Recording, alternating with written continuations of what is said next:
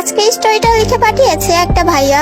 গল্পটা যখন আমি পড়ছিলাম আমি নিজেই কান্না করে দিছিলাম।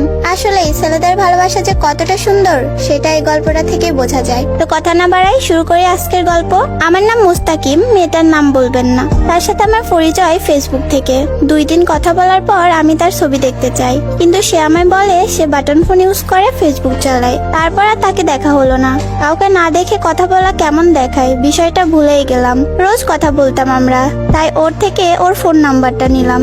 তারপর দিনে 2 থেকে 3 ঘন্টা কথা বলতাম। একটা সময় আমি তার মায়ায় পড়ে যাই। তারপর ভাবছি ওরে ভালোবাসার কথাটা বলবো, কিন্তু আমি তাকে কখনো দেখিনি। ওর বাসা আমার বাসা থেকে বেশি দূরে ছিল না। ওদের গ্রামের একটা ছেলে আমার স্কুলে পড়তো, তার কাছে গল্পটা শেয়ার করি। সে আমায় বলে মেয়েটা ভালো।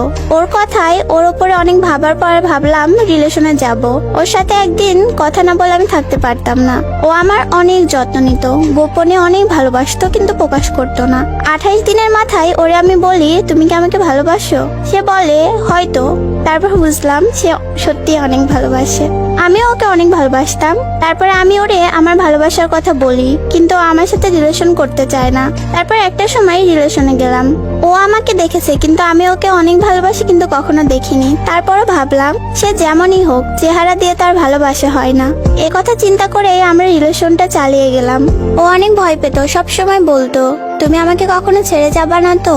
আমি তাকে বলি কখনো ছেড়ে যাব না, তোমার মাঝেই তো আমার ভালো থাকা। তাকে তো আমি অনেক বেশি ভালোবাসতাম, ছেড়ে যাওয়ার কথা মনেই আসেনি।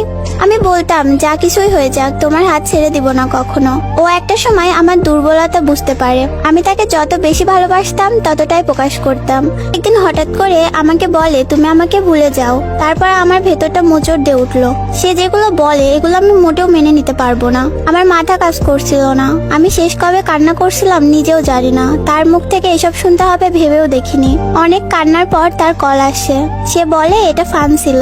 তারপর ও অনেক কান্না করে। এভাবে কেটে যায় অনেকটা দিন। তারপর এক সময় ওর ভাই আমাদের বিষয়ে সবকিছু জেনে যায়। ওর থেকে ওর ফোন কেড়ে নেয়।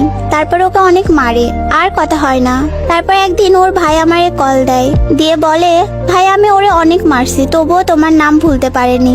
সেদিন অনেক কষ্ট লাগছিল আমার জন্য। ও অনেক মার খাইছে। ভাই আমার পরিচয় নাই, আমিও তাকে কতটা ভালোবাসি তার ভাই মেনে নেয়। তার আম্মুর সাথেও কথা বলতাম। তারপরও ছবিও দেখি, মাশাআল্লাহ অনেক সুন্দর ছিল। ভালোই চলতে থাকে আমাদের রিলেশন। ওরে রোজ ছেলে দেখতে আসতো, আমার অনেক খারাপ লাগতো। একটা সময় ওর কথা বলার ধরনও বদলে যায়। ওর বদলে যাওয়ার কোনো কারণ খুঁজে পাইনি, এবং সম্পর্কের মাঝে কখনো আমি কোনো ভুলও করিনি। সব সময় ওর সব কথা শুনতাম। আমি ওরে সব সময় বলি তোমায় ভালোবাসি, বিনিময়ে অবহেলা পাই। অনেক কষ্ট দিয়ে কথা বলে, না পারি ছাড়তে, না পারি ধরে রাখতে। ঝড়গা হওয়ার পর আমি মেসেজ দিলে অনেক কথা শোনাই। ওর হাজারটা অপমানের পরেও বেহায়ার মতো 2টা কথাই আমার অভিমান থাকে না। একদিন অনেক রিকোয়েস্ট করার পরে ও আমার সাথে দেখা করে। ও আমাকে বলে আমার আশা তুমি ছেড়ে দাও, অন্য কাউকে খুঁজে নিও, আমি তোমার সাথে থাকতে পারবো না। যার জন্য এত কিছু করলাম, আজ সে আমাকে এগুলো বলে। আমি সেই আগের মানুষটাকে তার মাঝে খুঁজে পাই না, যে মানুষটা আমার জন্য কান্না করতো, ফ্যামিলির বিরুদ্ধে যেত, আর সেই মানুষটা আমাকে ছেড়ে দিচ্ছে। মানুষ কিভাবে বদলে যায়। একদিন কথা না বলতে পারলে কিছুই ভালো লাগতো না। কত ঝামেলা দুজনে পার করে এসেছি, এখন সে আমার সাথে নাই। নিজেকে অনেক একা লাগে, সবকিছু যেন ফাঁকা ফাঁকা লাগে। ওরে কান্না করতে করতেও বুঝিয়েছি এত ভালোবাসার পরেও তার কাছে বিয়ে হতে পারিনি। আমি পড়াশোনা করি, স্টুডেন্ট মানুষ, আমার কাছে এত টাকা থাকে না। তারপরেও কাজ করে টাকা জমাতাম, কাজ করে টাকা দিয়ে ওই টাকা দিয়ে ওর সাথে কথা বলতাম। একটু কথা বলার জন্য কত কি করছি। আমি ধরে রাখতে চেয়েছি, কিন্তু সে থাকেনি।